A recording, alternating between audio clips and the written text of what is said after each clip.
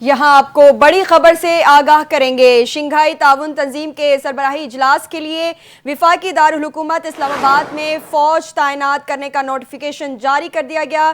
Notification کے مطابق S C او سمٹ کے لیے فوج کی تعیناتی آرٹیکل 245 کے تحت کی گئی اور فوج ایس سی او سمٹ کے دوران اسلام آباد میں 17 اکتوبر تک تعینات رہے گی۔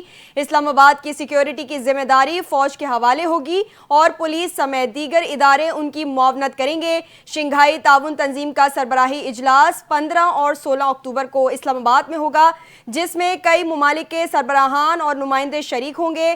ایک بار پھر آپ کو آگاہ کرتے چلیں، شنگھائی تعاون تنظیم کے سربراہی اجلاس کے لیے وفاقی دارالحکومت اسلام آباد میں فوج تعینات کرنے کا نوٹیفیکیشن جاری کر دیا گیا ہے۔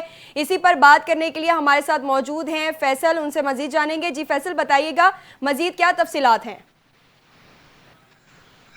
دیکھیں جی، بالکل پاکستان میں شنگھائی تعاون تنظیم کا اجلاس ہو رہا ہے، جس کی وجہ سے اسلام آباد میں ایس سی او سمٹ کے لیے فوج تعینات کرنے کا نوٹیفیکیشن جاری ہوا ہے اور اس میں 17 اکتوبر تک فوج جو ہے وہ اسلام آباد کے اندر تعینات رہے گی۔ اسی حوالے سے محکمہ داخلہ پنجاب نے 4 اور 5 اکتوبر کو اسلام آباد پر حملے کا ممکنہ خدشے سے نمٹنے کے لیے رینجر اور ایف سی کی تعیناتی کا نوٹیفیکیشن بھی جاری کیا ہے۔ راولپنڈی میں رینجر کی 4 کمپنیاں اس حوالے سے تعینات کی گئی ہیں۔ دوسری جانب اٹک میں رینجر کی 2 کمپنیاں جبکہ ایف سی کی 10 پلاٹون تعینات کی گئی ہیں۔ اسی طرح سے نوٹیفیکیشن کے اندر لکھا گیا ہے کہ لاہور میں 5 اکتوبر کو رینجر تعینات ہوگی۔ اس حوالے سے اسلام آباد کی جو سیکیورٹی ہے وہ فوج اور رینجر کو دینے کا فیصلہ کیا گیا ہے۔ نوٹیفیکیشن وزیراعظم شہباز شریف کی منظوری کے بعد جاری کیا گیا ہے۔ اچھا فیصل، جی مجھے بتائیے گا کہ اس وقت جو اسلام آباد کی صورتحال ہے، ہم دیکھ رہے ہیں کہ علیمہ خان کو بھی گرفتار کر لیا گیا ہے، جو کہ بانی پی ٹی آئی کی بہن علیمہ خان کو ڈی چوک سے گرفتار کیا گیا ہے۔ اس صورتحال کے بارے میں آپ کیا کہیں گے؟ اسلام آباد میں جو اس وقت چل رہی ہے اس حوالے سے آپ کیا کہیں گے؟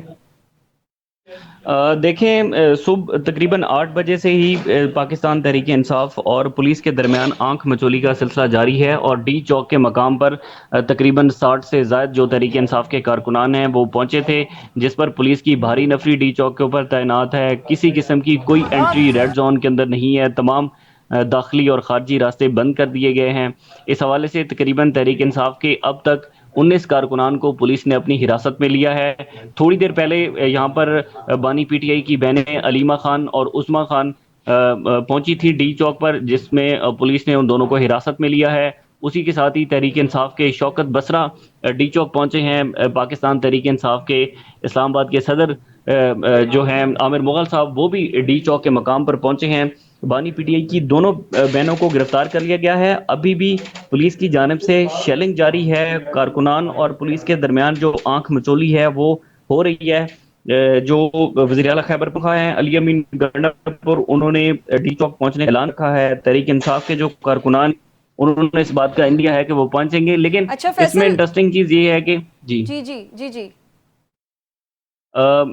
جو وزیر داخلہ ہیں انہوں نے تھوڑی دیر پہلے یہاں پر ڈی چوک پر پریس کانفرنس کی اور انہوں نے میڈیا کو بتایا کہ ہم نے کسی قسم کے جو ہے وہ جلسے جلوس کی اجازت نہیں دی، طریقہ کار پی ٹی آئی کا ٹھیک نہیں ہے۔ اس حوالے سے تو سخت نمٹنے کا اندیا دیا گیا ہے وزیر داخلہ کی جانب سے۔ اب رینجر بھی یہاں پر اچھا تعینات ہے، فیصل مجھے پولیس بھی بتائیے گا بھاری نفری میں موجود ہے۔ مجھے بتائیے گا کہ ہم دیکھ رہے ہیں کہ شیلنگ بھی ہو رہی ہے اور آپ نے جیسے کہ کہا کہ ان کی 2 بہنوں کو، بانی پی ٹی آئی کی 2 بہنوں کو بھی گرفتار کر لیا گیا ہے۔ ٹوٹل نمبرز ہیں آپ کے پاس کہ کتنی گرفتاریاں ہو چکی ہیں کارکنان کی؟